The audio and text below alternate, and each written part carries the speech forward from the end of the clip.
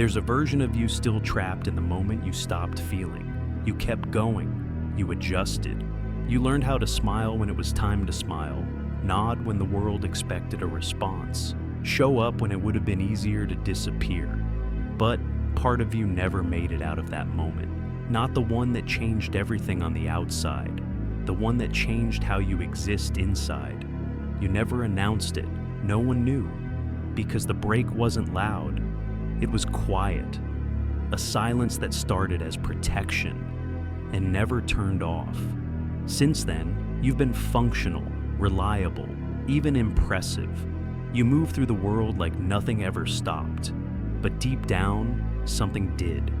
That's why joy feels distant, why connection makes you tense, why peace always slips through your fingers the moment it arrives.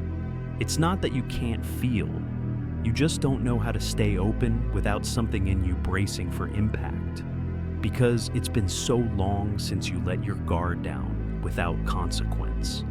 So long since soft felt safe. So long since vulnerability didn't feel like exposure. You think you've healed because it doesn't sting. But healing isn't the absence of pain. It's the return of trust. And you haven't trusted the world with the real you in years. So you shrink without realizing. You avoid without admitting it. You cut off feelings mid-sentence before they get too loud. Not because you want to, because somewhere along the line, pain became more predictable than peace. And now, your nervous system doesn't know how to respond to softness. It doesn't believe rest is safe. It doesn't trust joy to stay. That version of you, the one that shut down to survive, did their job. They got you here. But they're still in the driver's seat, still filtering everything through the lens of a wound you never finished facing. And it shows up everywhere, in the way you flinch from compliments, in the way you exit conversations before they get too real, in the way you explain yourself like you're trying to preempt disappointment. This isn't weakness, it's residue. The kind left behind when you've lived too long in a state of emotional emergency. You don't talk about it because it's been quiet for so long you forgot what started it. But that's the thing about numbness. It doesn't mean you're okay. It just means you got used to bleeding. It'll open the door to what this quiet survival is really costing you now. It doesn't scream. It doesn't demand your attention. It just shows up in subtle ways, in how disconnected you feel from things that should move you. The moment passes. The laugh doesn't land.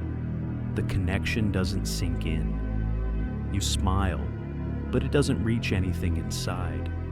You've built your life around managing, not feeling. And somewhere in that process, you stopped realizing what's missing. Not passion, not purpose, just presence. You're still here, but only halfway. Always watching yourself from a distance. Always doing what needs to be done. Rarely doing what helps you feel alive. That's the cost of long-term survival. You trade pieces of yourself for safety, until eventually, you forget what safety even means. Because the absence of danger doesn't feel peaceful, it feels suspicious. You look fine, but what's happening beneath that is a kind of emotional disconnection that no one can see. A quiet defense system that never powers down. And the longer it runs, the more it wears on you. You start to feel hollow even in the middle of your own life. You can be surrounded by people and still feel unseen. You can do good work and still feel like nothing's moving. You can have every reason to feel grateful and still wonder why everything feels numb. This is what pain does when it isn't resolved. It doesn't stay loud, it just settles.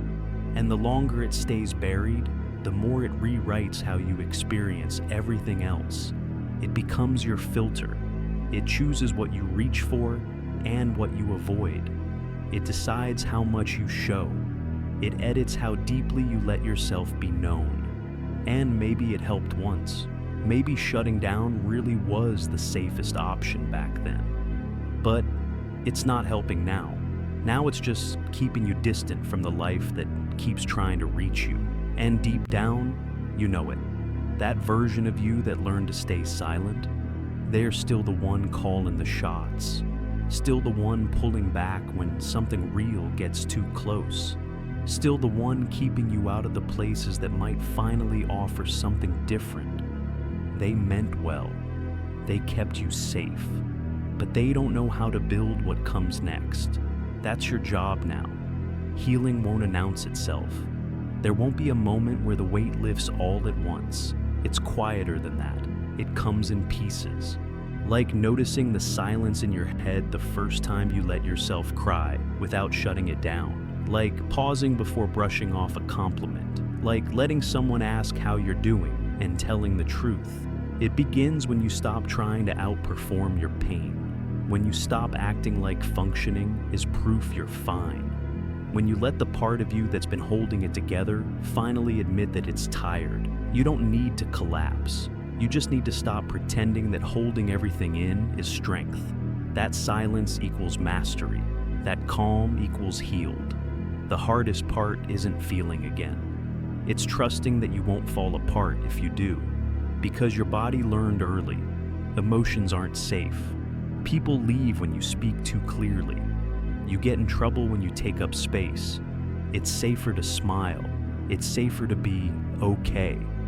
It's safer to ghost your own feelings and call it growth. But that safety is costing you things now.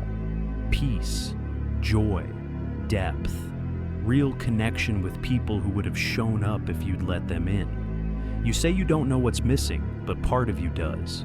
It's not more advice, not another coping tool. You need presence with yourself, with what you left behind when life forced you to grow up too fast. You can't reclaim it all overnight, but you can begin by doing the thing that felt impossible back then, staying. When sadness rises, stay. When you feel small, stay. When the impulse is to shut it down, to distract, to move on, pause, and let yourself feel the thing you've survived. Because your healing won't be measured in how productive you are. It will be measured in how honest you're finally willing to be. Not for others, for yourself. There will be grief, not just over what happened, but over how long you've been gone from your own life. How many years you've spent surviving instead of living. How many moments you've missed while trying not to break. But grief is a sign you're waking up again. You don't owe anyone a perfect process. You don't have to explain the timing. You just have to stop building your life around the version of you that was never allowed to feel. There's no quick return, no clean transformation. Just this, you, choosing to stop pretending, choosing to feel it all, choosing to come back, slowly, deliberately, as someone who no longer confuses numbness with strength. You don't have to keep bleeding quietly. You don't have to keep proving how well you can endure. You're allowed to live like the wound matters, because it does. And now, you get to heal out loud.